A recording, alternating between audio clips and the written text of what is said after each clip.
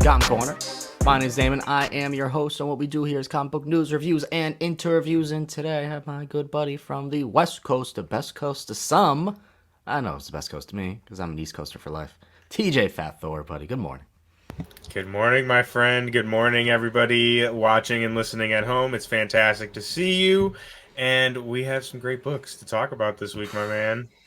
Yeah, it's a DC heavy week, as it rightfully should be, because October marks the beginning of the new DC All In initiative, and that begins with the end of Absolute Power. How did this fourth issue wrap up? Did it wrap up good? Did it lead into this brand new Absolute Universe, this new All In initiative? We'll chat about that. Well, I'll chat about that, and I'll give you the full breakdown, because then I'll talk about the DC All In Initiative special and how cool of an issue that is. And right now it is like dominating the League of Comic Geeks, like most voted on #1 comic of the week. I can't tell you the last time like a prequel setup comic was like voted that highly on that app. So that tells you all you need to know about that. And hey, we're still in spooky season. It's October. Actually, this is the beginning of spooky season for some. I've been celebrating Say for the it's past 30 officially days, here now. man. I've been celebrating the last 30 days, but for some, hey, welcome to the party. Indie Slasher. We're talking about a book from Magma that slaps. It's great. It's awesome. I absolutely loved it. But first, like I mentioned, we do news, reviews, and interviews. And today we got some news. TJ, did you see this? In January, we're getting the Ultimate Guardians of the Galaxy. Totally new squad, with essentially the exception of, hey, Cosmo's here. Sure, love it. You gotta have Cosmo, for sure. Not changing Cosmo too much. Looks like Cosmo has a little bit of like a bionic arm, but we have a vastly different Star-Lord. This guy looks cool. We have no idea who the names of any of these characters are, just kind of like the superhero names. We have it seems like a Kree, or at least a blue-skinned Captain Marvel. We have a character named the Ultimate Nullifier. TJ, of course we do. Hell yeah. Of course we do. That is a crazy pull. Absolutely love that. But how about this? What do you think of this? This new Ultimate Guardians of the Galaxy. I mean, like, just looking at this, do you have any theories, any thoughts, any speculations? I mean, if Denise Camp is writing it, I am front row and center, because this book, we have been gushing over the Ultimates over the past couple weeks. So if they are involved in the main Ultimates title, I don't care. I don't need to know anything about it. I'm in, right? But what has me theorizing is wondering if we're going to be getting an Ultimate Guardians of the Galaxy book following their introduction in the Ultimates, which I think is very possible. I mean, we've again talked about it at nauseum almost at this point, but all of the Ultimate books have been amazing, and not only amazing, but they've been selling really well. So it would not surprise me if Marvel really starts to double down on this Ultimate universe, and we start getting a lot more Ultimate titles. So I don't really have theories on who maybe these characters could be, like things like that, but I'm just excited.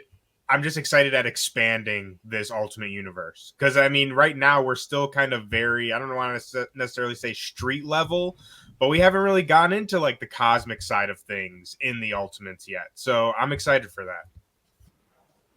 Yeah, I mean, this is a universe where anything is possible, and we're seeing characters who are taking on roles that they would not typically take on, and we're gonna brush up about that a little later. But I have no idea who the Star-Lord could be. I am lost for that. I see a potential Kree Captain Marvel. I mean, look, if you want me to just throw out like a crazy theory, I don't necessarily think this is right because of the red hair, but this is the Ultimate Universe, so anything's possible. Sure, let's say that's Nebula Captain Marvel. Just go for it. Yeah, why not, right? Why not? Screw it. Let's do it. Drax, Star-Lord, who cares, right? Oh,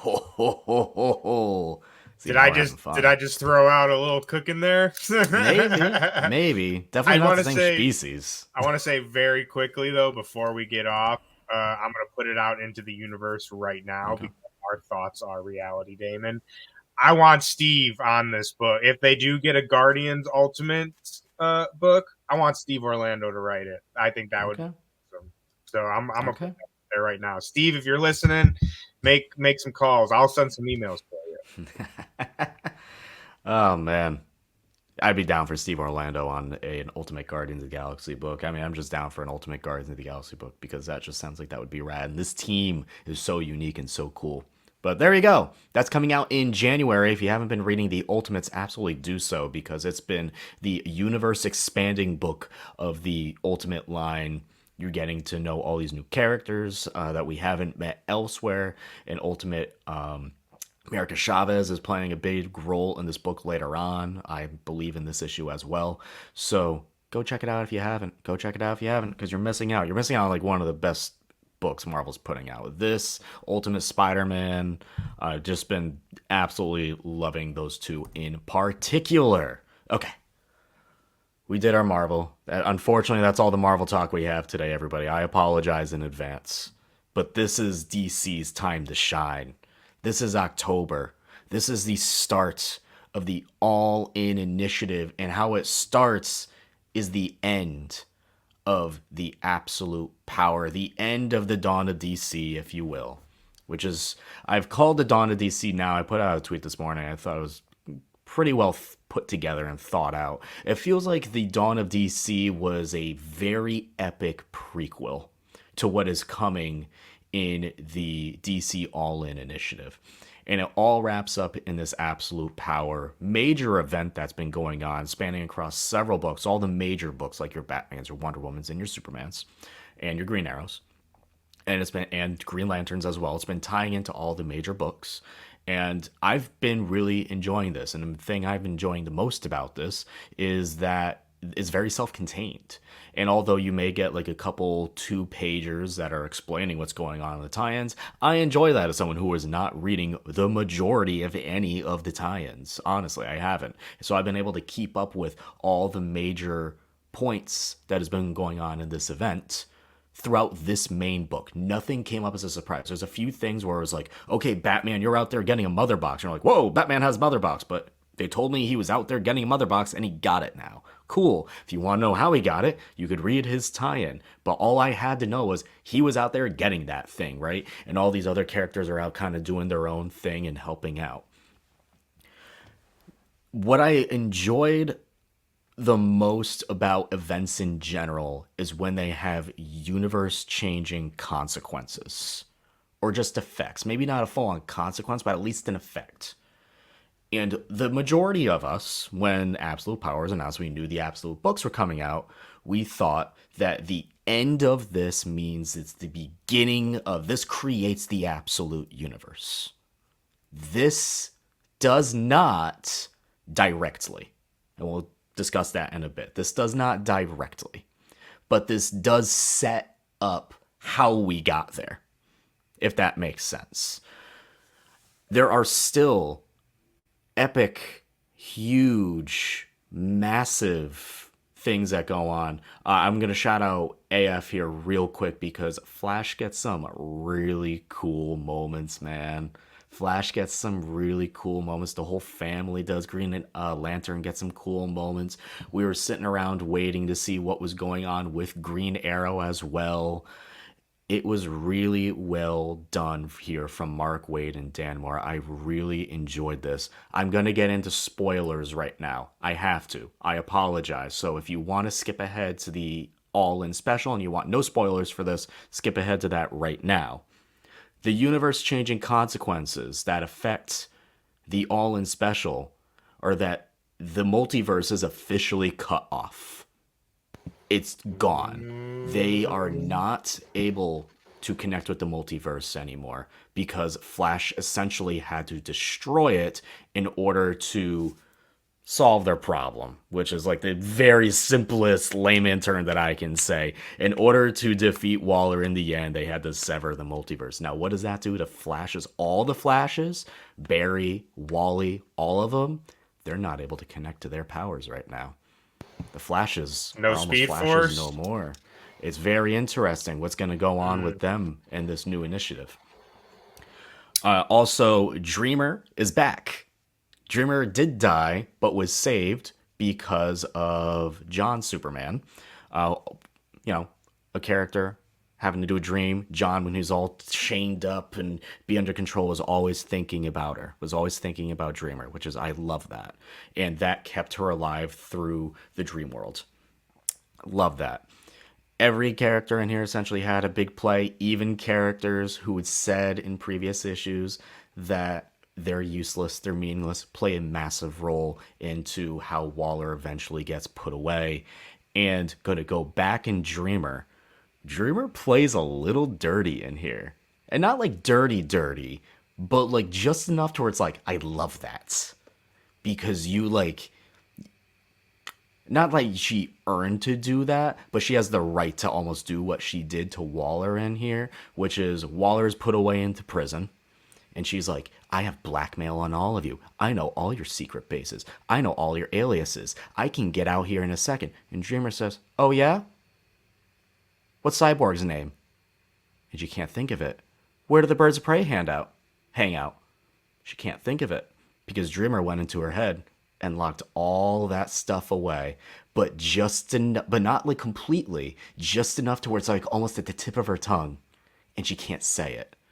And you know Oof. that screws with Waller so much. So it's like small things like that. I'm like, that is excellent. That is so well done. I love that for Dreamer. A little bit of an edge to Dreamer in that one. So I really, really enjoyed that. There's good stuff in here, man. I really enjoyed this event. It has consequences.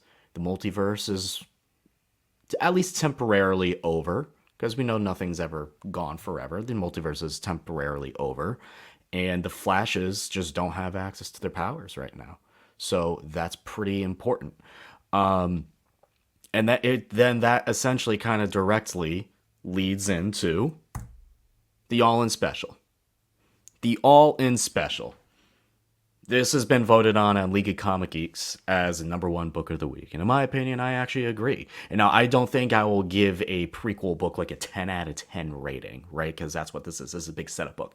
But how this is done is so clever. So if you pick this up, TJ, I think I told you this, and anyone who has not picked this up yet or did pick it up and has not read it, let me give you a bit of advice. There's two, this is a flip book. So when you look at it, there's two covers to it.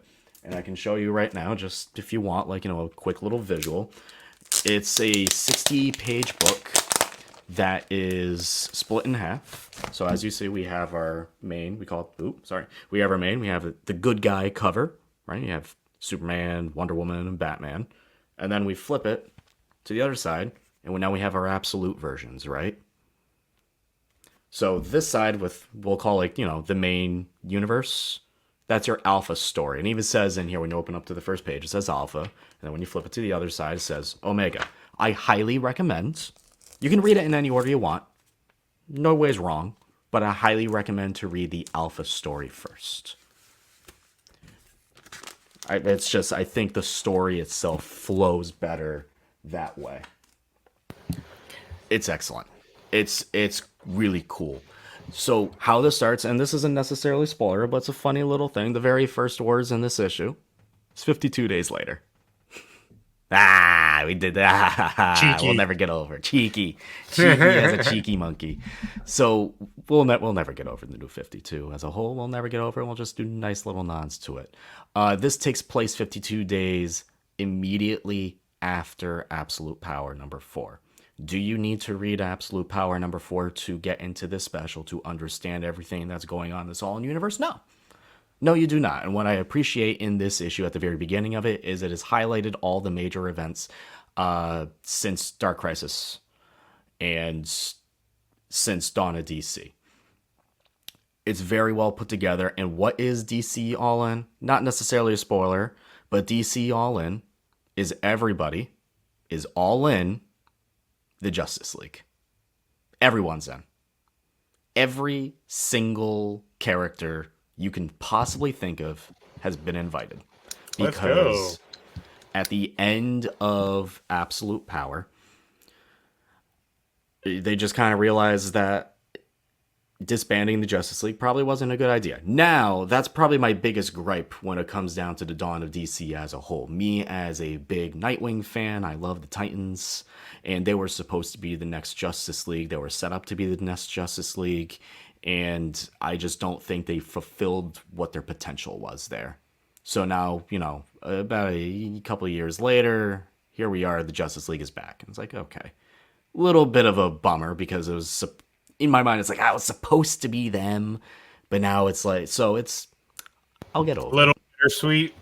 A little bittersweet. It's like I'll get over it. I feel like they didn't get their time to do what needed to be done, and if they did get their time, not enough was done to show that they should be in charge. They should be the team. This sets it all up, guys. This sets up our absolute universe. From the events that happen at the end of Absolute Power, they are explained in this issue. Because I actually read this issue before Absolute Power 4.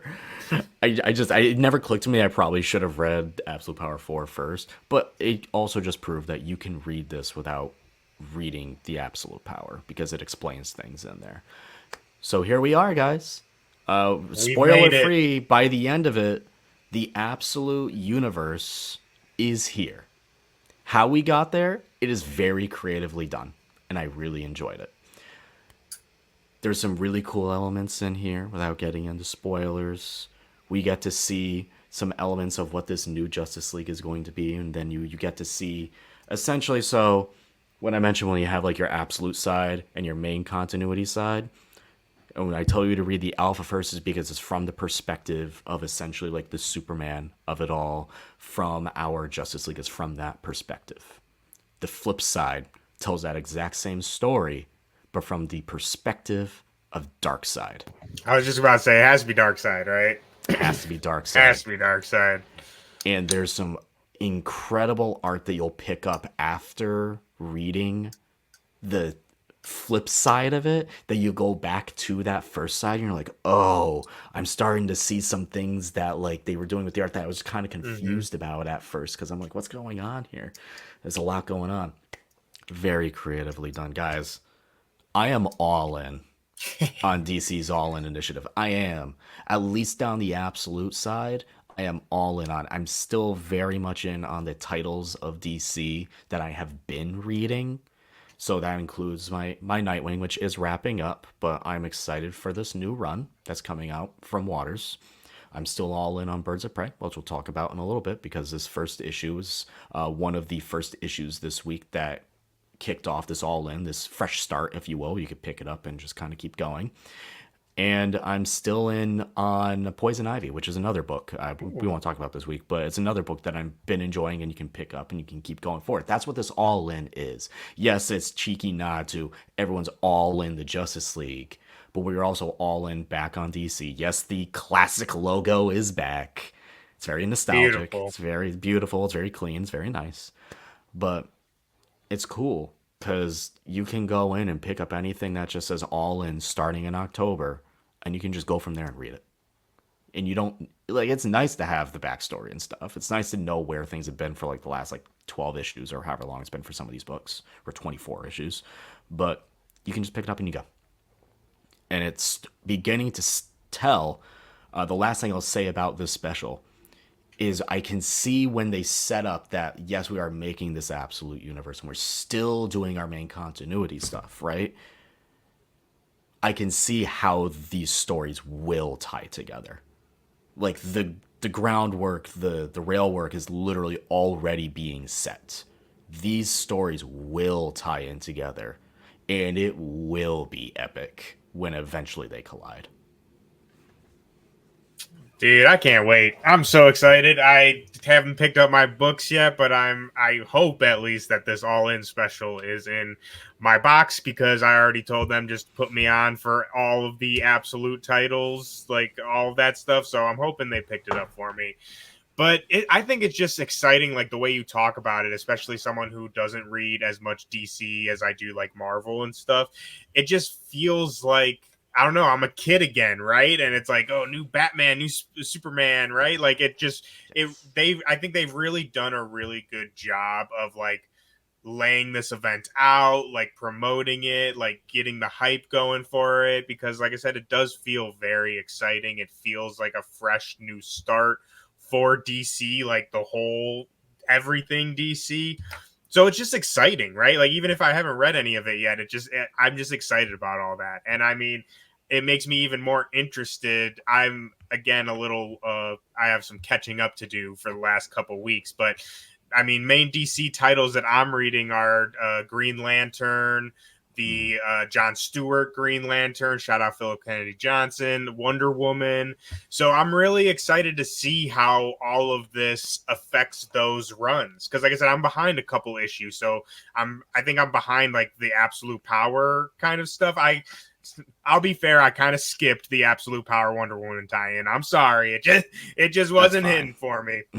So like I said, though, all that being said, I'm excited to see how these titles that I already am enjoying are going to be tying into, like you said, all of this and how they kind of made that all work. Because we both know, like, this is something DC has been planning for a long time now. Like, I feel like a Yes. lot of people, like, assume, like, they're like, oh, Marvel did the Ultimate, so now DC is trying to cut. Like, no, that, like, DC has been working on this for years at this point. Yes. So I think, again, I really just love to see all this being executed, and I think it's being executed well. It really feels like editorial. Snyder, Williamson, everyone who's involved on this, it really has a good hand in the pie and understands kind of like the larger storytelling that's being put into it.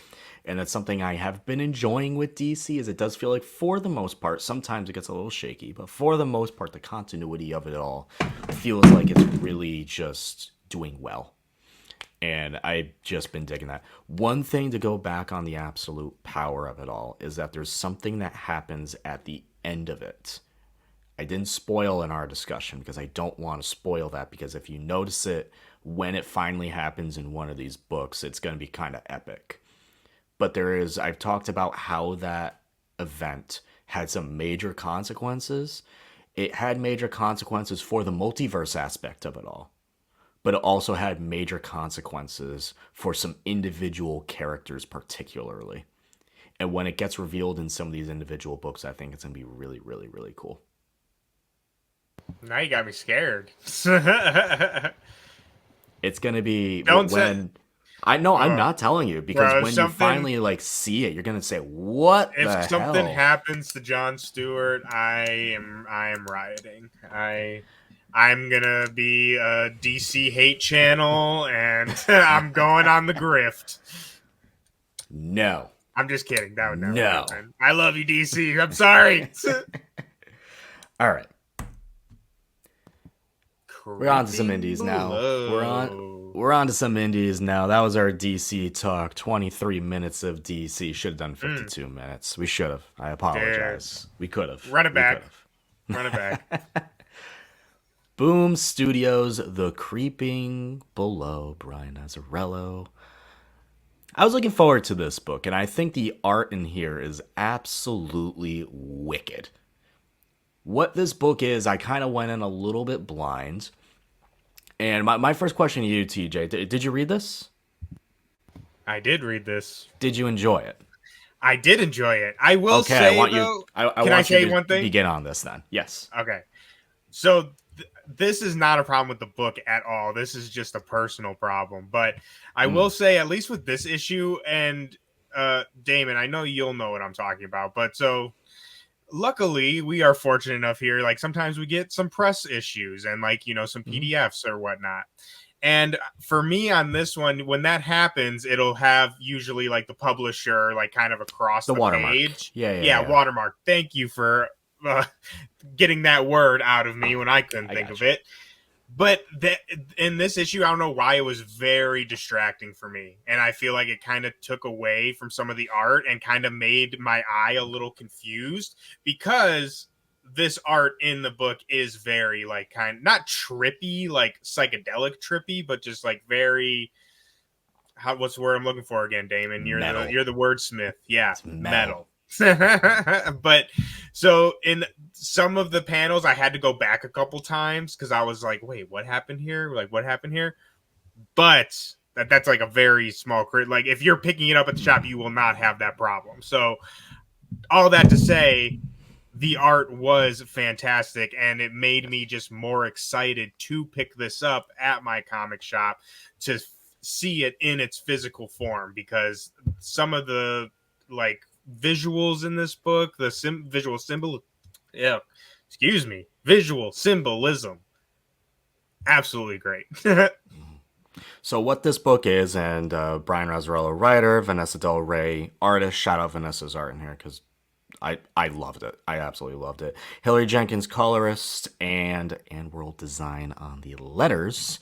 What this book is, it's about a woman who travels to Norway as a part of her, let's say, real job, and then as like a side gig, she's a photographer and a marketer, so she wanted to go and capture the underground black metal scene that Oslo has. So she goes into a bar, meets up with some members of a band, says, "Hey, let's go take some photos." And they, I've heard some people say, and I actually kind of agree with this, they kind of Jennifer's body it a little bit. They take her into a woods and try to perform some sort of spiritual ritual to off her. And unfortunately for them, it didn't work really good because she's still alive in the end. And now all of a sudden, the spirits around her are kind of like that's the end of the first issue. We just know that there's some gods beyond gods that have kind of awoken from this, and she is still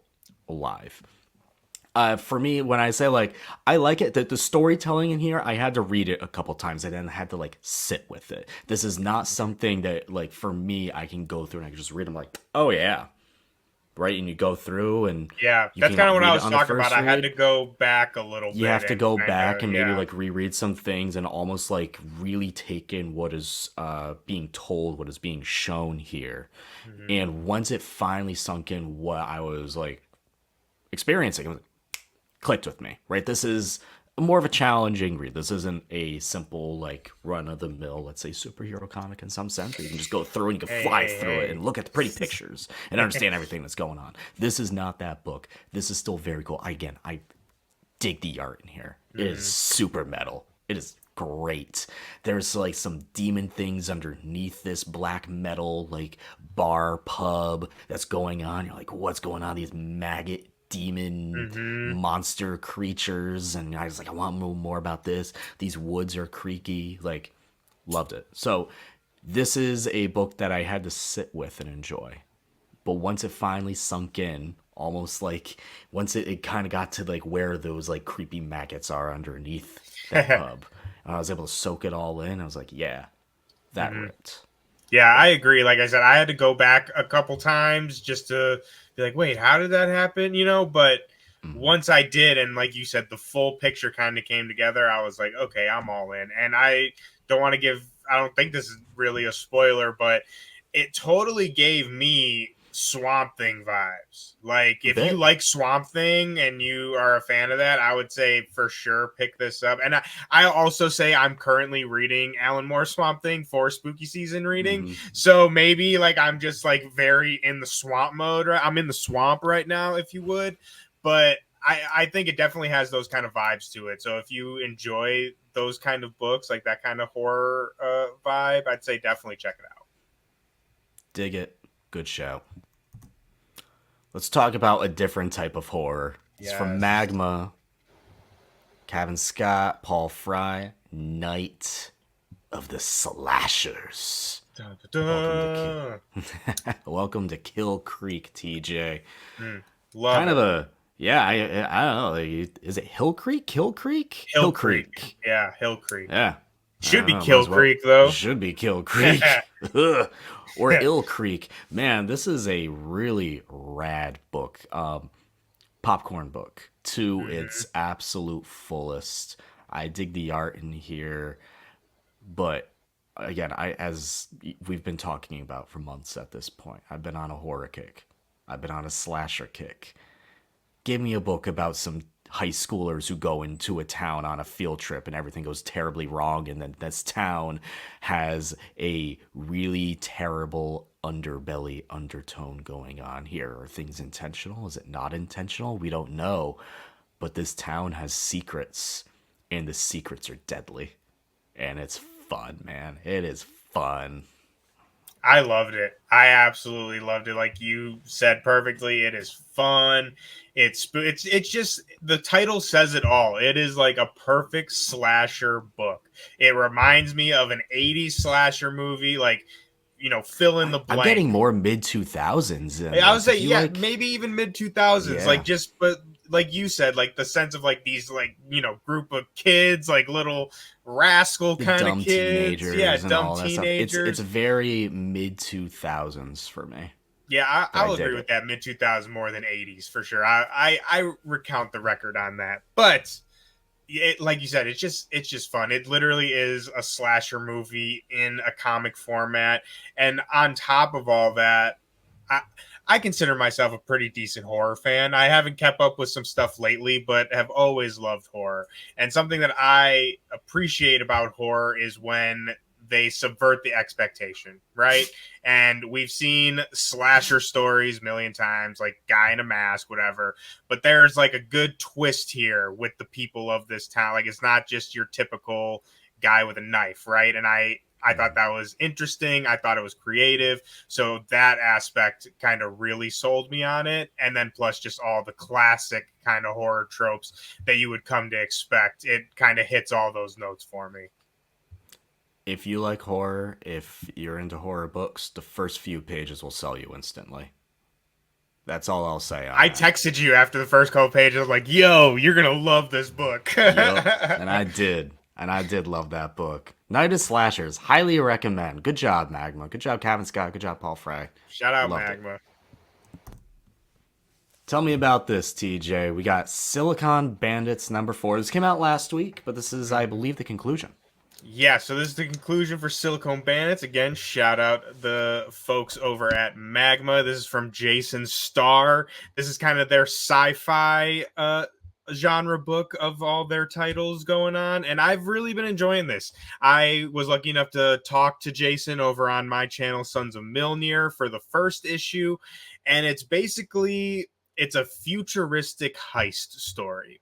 And I mean, that alone is just fun, but it just has a lot of really great themes in it and a lot of themes that are very prevalent today, as far as AI, just capitalism in general, the idea of, people at the top being able to kind of do whatever they want.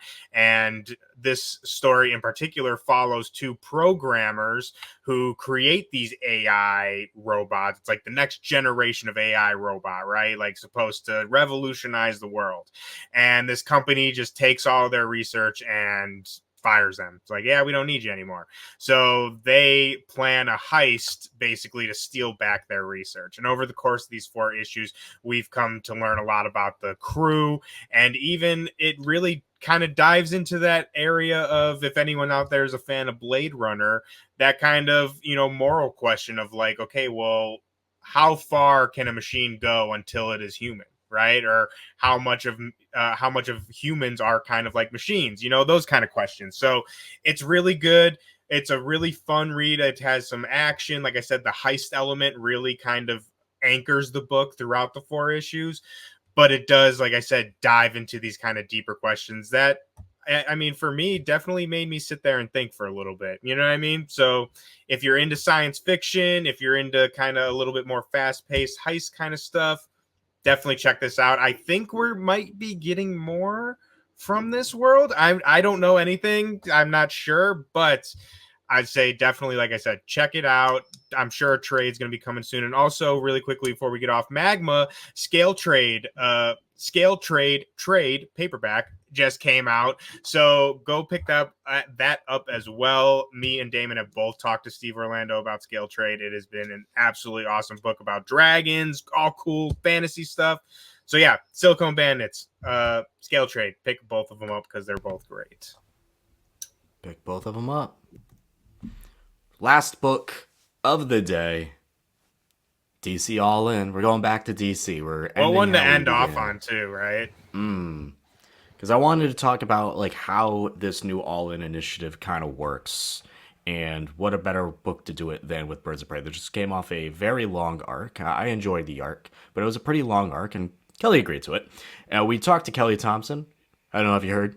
We chatted with Kelly Thompson about her new book. It's a little book called Absolute Wonder Woman, but we also talked about this book as well. And this is the start of a new arc. And what I do appreciate about this new All In initiative is that you can just pick up this book off the shelf, not reading any of the previous 13 issues. You can dive right on in because that's how new arcs work. This one in particular, it's I don't want to say like it completely ignores everything in the past because it absolutely doesn't, but it's a good little like fresh point for people to jump in on and enjoy. This is classic Birds of Prey. You got Barbara in the chair, Dinah sitting back calling the shots. She's not actually in an action position, but she can't be because it has to be more undercover. And Dinah, a bit of a rock star who's kind of famous. Can't put her in that role. So what do we got to do? We got to put Cassandra Cain in that role. And she has this secret alias that Barbara came up with for her, and she has to infiltrate a evil organization. I'm going to try to remain as spoiler free as possible. She tries to infiltrate an evil organization who has seemingly captured some Amazonian woman. So, women, plural, several of them. So they're off to go save them. They're working with Queen Nubia to assist with all this. But it's a fun Birds of Prey book, as it has been. This book has been super fun. My favorite aspects of this, Big Barda. The way Kelly writes Big Barda is great. It's so fun. It's funny. It's humorous. Anytime Kelly sneaks in little bat into a Big Barda sentence into any quote, I absolutely love it. And Kelly did mention as well that unfortunately, Leo Romero is no longer on this book because he's working on a little project called Friendly Neighborhood Spider-Man. He is the art director Never heard of it. on that. Yeah, a little art director on that animated series coming out from Marvel Studios. So he's a bit busy, but I gotta really shout out Sammy Basri art in here. Great. It's more traditional Birds of Prey art, but it's so good. It's clean. I don't want to say house style at all, but it's just traditional Birds of Prey. We still get Leo on the covers here, which is always good as well. But it's super great art. The way he drew Cassandra Cain in her alias getup called Shen. Cassandra's never looked better. I was saying, very fancy, there, buddy. Very fancy. Cassandra's never looked better. Very fancy, slicked back hair. Got like the white vest shirt going on. Very classy. Very, very, very fancy Cassandra Cain. But it's also funny because I couldn't tell if like I'm looking at her, I'm like, I can't tell if she low-key hates this. Because I feel like if I know Cassandra Cain well enough, she absolutely hates this outfit. Adriana Lucas colors in here are fantastic. Clayton Cowell letters. Clayton Cowell's everywhere over at DC with letters, so shout him out. But a fun book. Really fun book. We bring in a couple Amazonian women as well, Grace and Onyx, to help out with this mission, and they kind of have a little sparring match against Big Barda, and it goes exactly kind of as you expect it to, because Big Barda is Big Barda, and she's the GOAT. She's great. Super fun book. Highly recommend. If you're just looking for almost a classic Birds of Prey story, I feel like we're getting that with this. I'm excited to check this out because Birds of Prey is one of those titles I started picking up and I was really enjoying it. But I'm sure you've had this happen to you, people at home. I'm sure you've experienced this as well. But I stupidly was like, okay, like this is one I'll just pick up as I go. Never did. Always a bad choice because I completely forgot about it. And then like it was like 4 issues later and I'm like, oh my God, Birds of Prey, I'm so behind. And then I just felt like I was too far behind then. So to hear that this is kind of not a new start, but kind of, you can jump in fresh. I'm excited for that because like I said, I have been kicking myself in the pants for not keeping up with Birds of Prey because I was loving it so much. So I'm excited to pick this up, and I will put it on my polls this time, so there is no confusion moving forward. But yeah, like I said, first couple issues I read of Birds of Prey, absolutely fantastic. You have been praising it, so just along with you, I urge everyone go check this out for, especially if it's a, like you said, issue you can just jump right in on. You have no excuse. Yeah. Yeah, you could absolutely jump in on this issue if you have some sort of semblance what the Birds of Prey are. It's great. I really liked it. I really enjoyed it. I really enjoyed it. DC, I am all in, baby. I am all in. But you know, TJ, you know what you just mentioned about you not putting it on a pull list, but you put it on a pick it up week basis. Can I give you everyone a bit of advice? Go download the League of Comic Geeks app, and you can just put it on there, and you can go into your shop every week, and you have it on your phone. You can just make sure Lifesaver. that you have it, because next week, buddy, I'm gonna start off with this. I apologize. I know usually I let you go, but I need to shout this one out No, first. please go. Please. I need to Shut me shout this up. one out first. Dennis Camp, we love you. And I love you even more now that I'm getting a new Hawkeye. Because I love all my Hawkeyes. I love Kate. I love Clint. I'm ready to love whoever this is. As messy as they may be, as villainous as they may start out to be, I am all in on that too. The Ultimates #5 is out next week, ladies and gentlemen. We are getting Ultimate Hawkeye. It is not Clint Barton. It is not Kate Bishop. This is someone who has taken over the bow, the arrow, and the purple and teal little, the old fashioned getup.